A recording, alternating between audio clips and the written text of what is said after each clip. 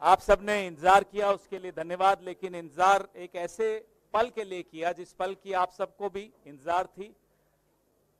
कुछ ऐसे दो साथी हमारे जो आपके सामने बैठे हैं जिन्होंने बहुत कुछ जीता और इस देश का दिल जीत लिया। ऐसे दो साथियों का हम स्वागत करने के लिए यहां इकट्ठे हुए हैं।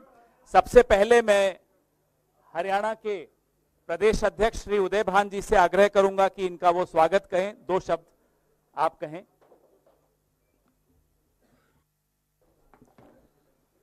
हमारे ऑल इंडिया कांग्रेस कमेटी के जनरल सेक्रेटरी ऑर्गेनाइजेशन आदरणीय श्री वेणुगोपाल जी, हमारे हरियाणा प्रदेश के इंचार्ज जनरल सेक्रेटरी आदरणीय श्री दीपक बावरिया जी, आदरणीय श्री पवन खेड़ा जी, आज जो हमारी पार्टी में सम्मिलित होने जा रहे हैं, हिंदुस्तान का गौरव, जिन्होंने अंतर्राष्ट्रीय स्तर पर दुनिया में पूरा अपनी प्रतिभा का जो परिचय दिया और इस देश की आम जनमानस का दिल जीतने का काम किया,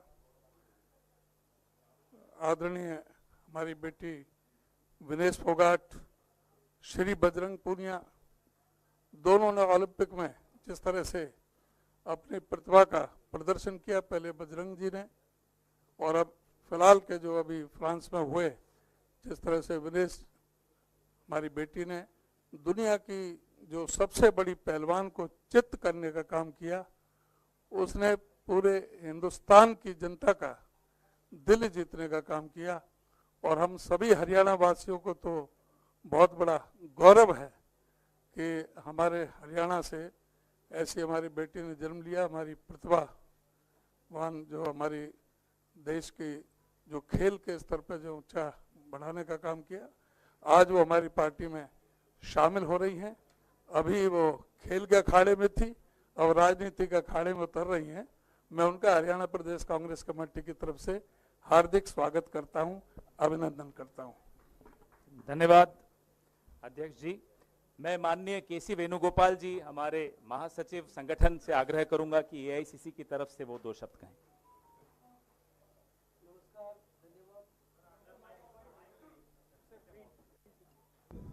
धन्यवाद। Today is the big day of Indian National Congress.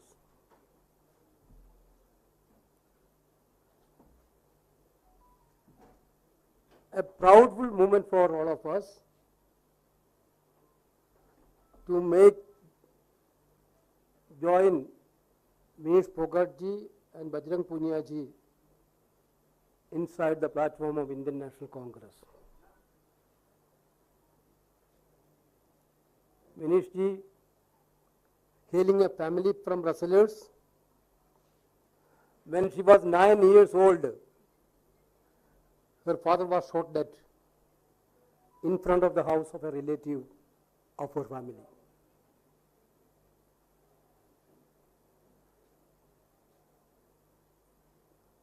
Can you imagine that? When a girl child was 9 years old, her own father shot dead nearby the family premises. But her conscious mind brought her here. Her braveness brought her here. Her courage brought her here. Becoming a 3-time Olympian, having completed in 3 different weight classes, 48 kg in 2016, 53 kg in 2020, and 50 kg in 2024. In 2024, she became the first Indian woman wrestler to have reached finals at the Olympic Games. However, we know, most disappointed news, India heard that point of time she had been disqualified.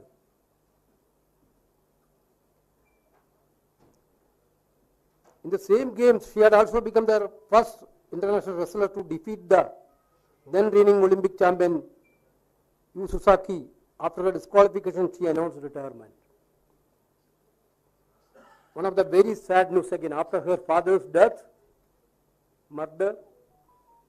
Second sad news faced by Vinesh ji. That is not only for Vinesh ji, for entire country, the retirement from Olympics field. You know her journey, completely her journey, you know that. The moment she led along with Bajrang Punia ji and other wrestlers,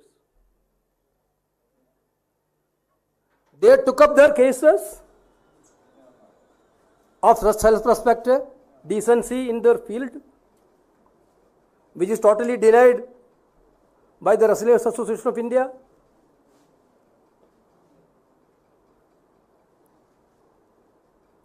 Entire country stood with him, her, and these people.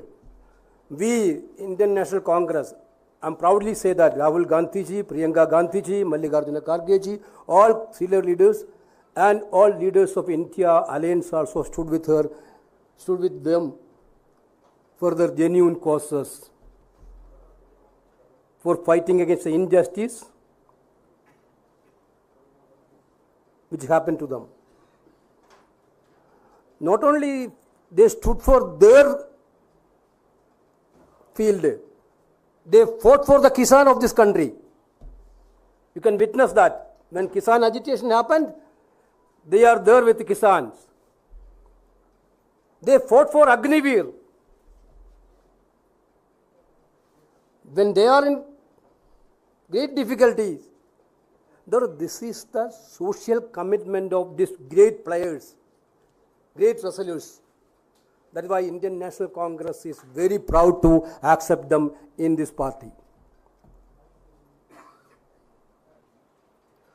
Leaders will come through movements. These two people came through a biggest movement in this country. Now somebody is criticizing, I saw that these are all the conspiracy, Congress conspiracy. So many athletes are in different parties. So many Olympians are also in different parties. If that also a part of conspiracy. Now we are very proud that I am again telling these big stalwarts of Indian sports history led a movement. They know that which party has to trust through their experience. They completely know about that. Therefore, they chosen Indian National Congress as their party. This is what happened. Bajrang Punia ji, I don't want to introduce much because everybody knows Bajrang Punia ji, an Indian freestyle wrestler who complete in the 65 kg weight category at the 2020 Tokyo Olympics. Punia won bronze medal there. Prominently advocated farmers' cause everywhere. Now, he requested, what was the request from himself? I am very much happy to say that. Our Congress President and Rahul Gandhi were also very much happy by hearing a request.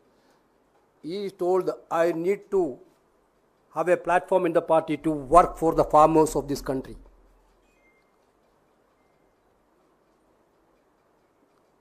Actually, it is a very, very proudful moment for us. He protested against the 3 farm laws and protested for Agniveer scheme.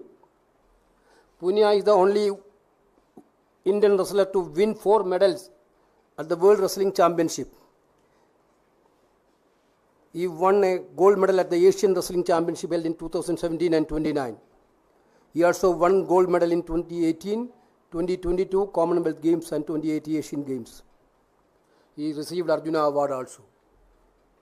He is an Arjuna Award. Therefore, we are very happy. Surprisingly, I have to show one notice to you, which Vinesh got today. She resigned her job today itself. After resigning, She got a WhatsApp message from railway authorities. Shock cause notice. What was the reason? Yesterday, you people in their television media and newspapers printed their photo along with the Rahul Gandhi, the leader of opposition of this country. Is it a crime to stand with the leader of opposition of this country? They didn't join. They didn't told to anybody. The railway is running behind rumors. They are telling that there are news, there are reports that you are going to contest the election. Therefore, you cannot contest the election while you are an employee. Therefore, give an explanation. They didn't told anything to anybody. You people know that. They only done a crime which they are mentioning. They met leader of opposition Rahul Gandhi.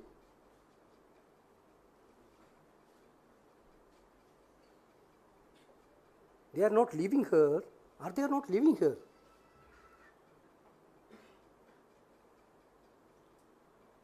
What is they are thinking? The railway authorities?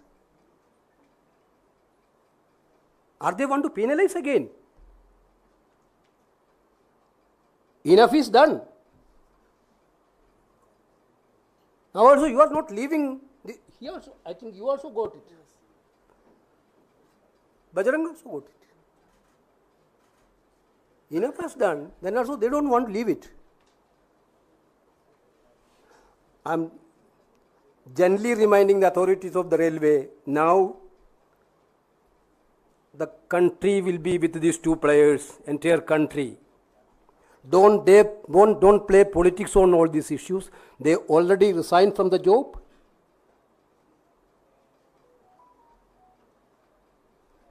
Do the formalities quickly and relieve them.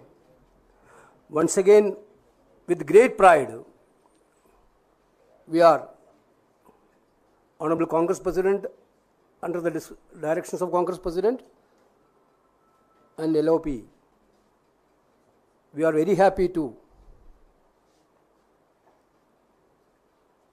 induct them in Indian National Congress.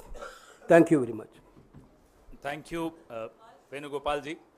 अब स्वागत का सिलसिला समाप्त करने के बाद अधिकृत रूप से बजरंग पुनिया जी और विनेश फोगाट जी को पार्टी में शामिल करने का सिलसिला शुरू करते हैं. मैं आग्रह करूंगा वेणुगोपाल जी से, हमारे महासचिव प्रभारी दीपक बावरिया जी से और उदयभान जी से कि वो उनका स्वागत करके उन्हें पार्टी में शामिल करें. Thank you. Welcome. Thank you so much, sir. Welcome. Thank you, sir. Vineet ji.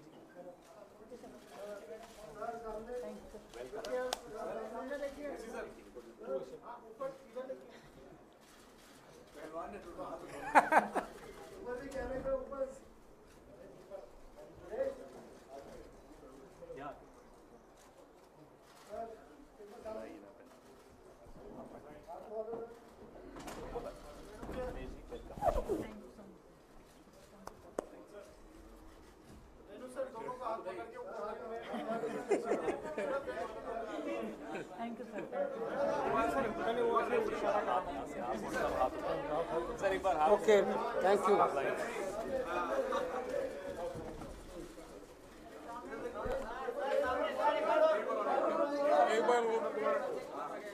Okay. Thank you. Okay. Thank you. अब मैं विनेश फोगाट जी से आग्रह करूंगा कि वो अपने विचार व्यक्त करें.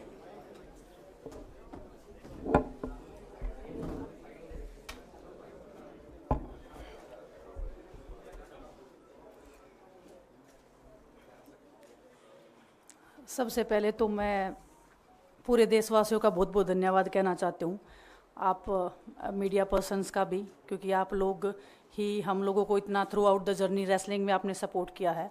तो मैं उम्मीद करती हूँ कि मैं आपकी उम्मीदों पे खरा उतरूँ बिल्कुल. और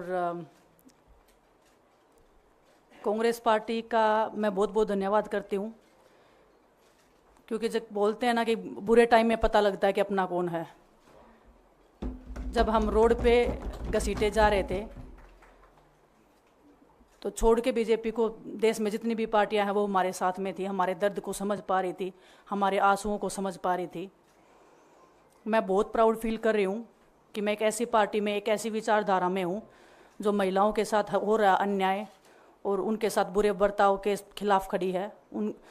वो लड़ाई लड़ने के तैयार है, सड़क से लेकर संसद तक। और मैं विश्वास दिलाती हूँ पूरे देशवासियों को कि जो मेहनत, जो लगन से हमने रेसलिंग में काम किया है, हम चाहते हैं कि देश के हर एक नागरिक को जो दर्द, जो तकलीफ़ हमने झेली है, खासकर महिलाओं के लिए, हर एक उस महिला के साथ में हम खड़े हैं जो अपने आप को लाचार, अपने आप को बेबस समझती है। रेसलिंग में मैंने पूरा कोशिश किया कि मैं जितनी भी महिलाओं को, छोटी बच्चियों को इंस्पायर कर सकती हूँ। मैं चाहती तो मैं जंतर मंतर पे रेसलिंग छोड़ सकती थी और सभी लोग भी मान रहे थे, पूरा देश इस चीज़ पर विश्वास कर रहा था, क्योंकि बीजेपी आईटी सेल ने उस चीज़ को साबित करने की कोशिश की थी कि हम चले हुए कारतूस हैं, हम ख़त्म हो गए हैं, हम पॉलिटिक्स कर रहे हैं। उन्होंने बोला मैं नेशनल नहीं खेलना चाहती, मैंने नेशनल चैम्पियनशिप खेला। उन्होंने बोला ये ट्रायल्स दे के नहीं जाना चाहते, मैंने ट्रायल्स भी दिया। उन्होंने बोला कि ओलंपिक्स लेवल तक नहीं जाना चाहते, मैं ओलंपिक्स में गई, मैं फाइनल्स में गई। अनफॉर्चुनेटली परमात्मा को कोई और चीज़ मंजूर होगी। एक चीज़ मुझे पता है कि जब मेहनत आप करते हो तो ज़रूरी नहीं कि आपको उसी दिशा में मिले, कई बार दूसरी चीज़ों में भी आपको वो फल मिल जाता है।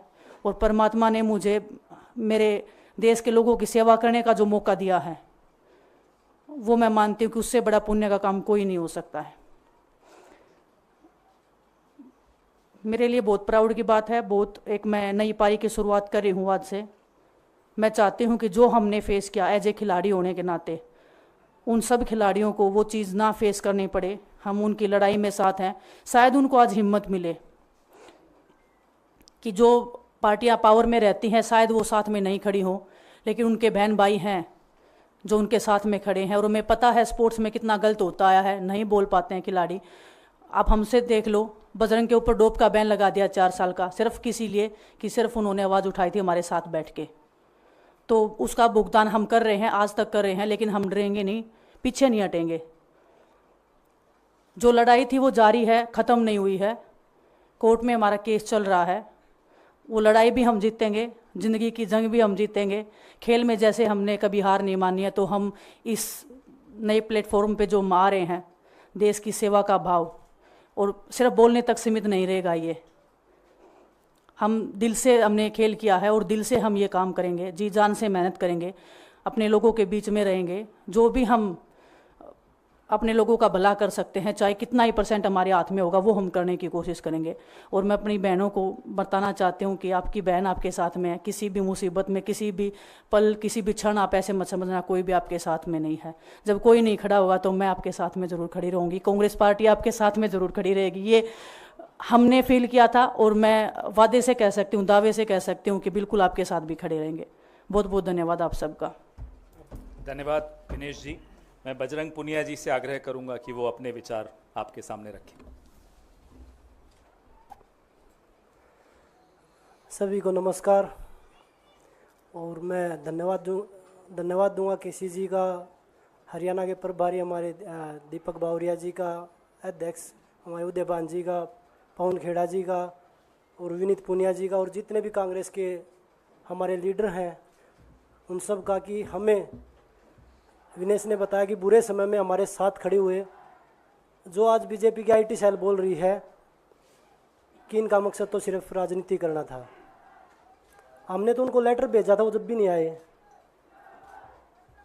हमने तो बीजेपी के जो सांसद थी, जितनी भी महिला सांसद थी, उनके घर पे लेटर दिया था, वो फिर भी उन बच्चियों के साथ नहीं खड़े हो पाए।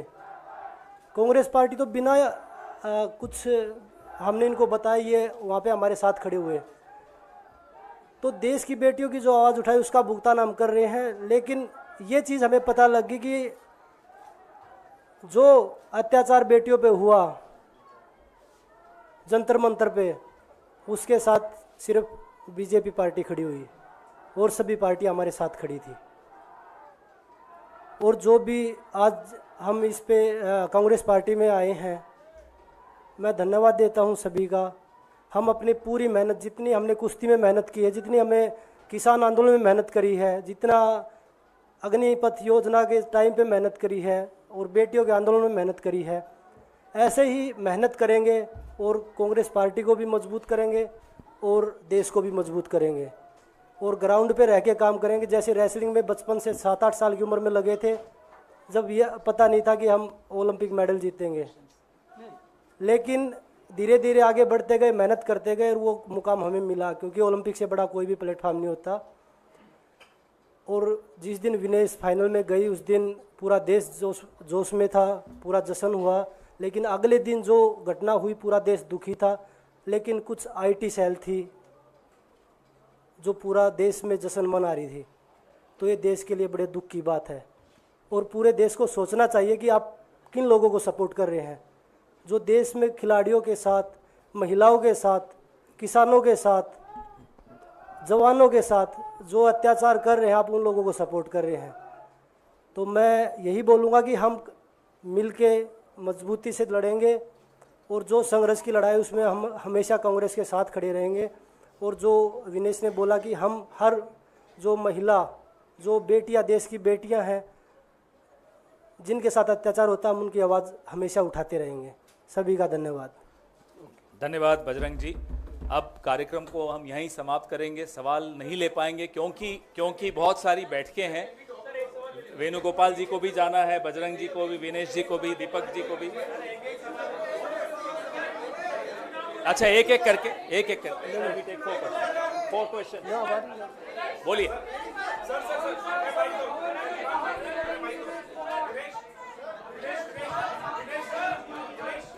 अगर ऐसे होगा तो कोई सवाल नहीं पूछ पाएंगे। मैं सवाल ले रहा हूं सवाल, ठीक है, ले रहा हूं। अगर आप चाहते हैं सवाल लें तो जब शांति रखेंगे तभी सवाल ले पाएंगे। विनेश, जब चूंकि ओलंपिक फाइनल के बाद आप पहली बार मीडिया के सामने मुखातिब है, मेरा ख्याल है जिस तरीके से ओवरवेट होने के कारण आप बाहर हुई, कांग्रेस ने आरोप लगाया, कई लोगों ने आरोप लगाया कि आपके साथ साजिश की गई, चूंकि आप लोगों ने आंदोलन किया था। तो मैं पहला सवाल तो ये पूछना चाहता हूं कि आपको क्या लगता है, क्या साजिश की वजह से आपको पदक से दूर रखा गया? और दूसरा सवाल ये लोग जानना चाहेंगे, आपको बधाई कि आप कांग्रेस में आई हैं, आप शायद चुनाव भी लड़ेंगी और निश्चित तौर पे आप एक चेहरा है आंदोलन का, लेकिन लोग ये जानना चाहेंगे कि वो लड़ाई अभी अधूरी है, अभी अदालत में है, इसके पहले बीच में ही आपने राजनीतिक पारी शुरू कर दी। क्या ये बेहतर नहीं होता कि वो लड़ाई को आप अंजाम तक पहुंचाते? और राजनीति के लिए तो आपके पास काफी लंबा नहीं, इतना लंबा नहीं प्लीज। ओलंपिक फाइनल वाला पे जो ओलंपिक्स की आप बात कर रहे हो, किसी दिन फुर्सत में बात करूंगी। बहुत इमोशनल चीज़ है मेरे लिए। बरसों की मेहनत के बाद मैं वहाँ पहुँची थी। जो भी हुआ, जैसे भी हुआ, कैसे हुआ, सब मैं एक दिन डिटेल में बताऊंगी। थोड़ा सा आपको सब्र, आपको थोड़ा सा पेशेंस रखना पड़ेगा। उसके लिए इमोशनली बहुत प्रिपेयर होना पड़ेगा मुझे ही, क्योंकि मैं उस फेस में बार बार नहीं जाना चाहती। दूसरा आपका जो सवाल था, जी नहीं, मैंने आपको जब मैं बोल रही थी, मैंने यही बोला था कि लड़ाई अभी ख़त्म नहीं हुई है। कोर्ट में केस चल रहा है। ब्रजभूषण को पूरा बीजेपी पार्टी उनको सपोर्ट कर रहा है। हमारे साथ में अपोजिशन खड़ा है। कांग्रेस पार्टी ने, हम जब रोड पे घिसट रहे थे तो पहली पार्टी थी जो हमारे सपोर्ट में खड़ी थी। उन्होंने उनको जो सपोर्ट दिया हुआ, आज हमारा परिवार हमारे सपोर्ट में खड़ा है। तो हमें एक ताकत मिलेगी, एक हौसला मिलेगा, क्योंकि आपको पता है इतनी बड़ी लड़ाई बिना हौसले के, बिना ताकत के नहीं लड़ी जाती है। वो लड़ाई को हम अंजाम पे पहुंचा के आपसे उस दिन मैं बात करूंगी। बिल्कुल, धन्यवाद। तो विनेश जी और बजरंग जी, मेरा आपसे सवाल है, क्योंकि आप कांग्रेस पार्टी में शामिल हो चुके हैं, लगातार ये खबरें चल रही हैं कि आप लोग चुनाव लड़ना चाहते हैं। क्या आप लोग कांग्रेस पार्टी की टिकटों पे चुनाव लड़ना चाहते हैं? और क्या विनेश जी आप अपनी चुनावी पारी की शुरुआत इस चुनाव से करेंगी? अब कांग्रेस में आई है तो फिर और किसी टिकट पे थोड़ा ही जाएंगे। कांग्रेस पार्टी टिकट सीईसी में डिसाइड करना चाहिए। ओके सर, लास्ट आ रहा माइक। पवन जी, एक सवाल इधर से।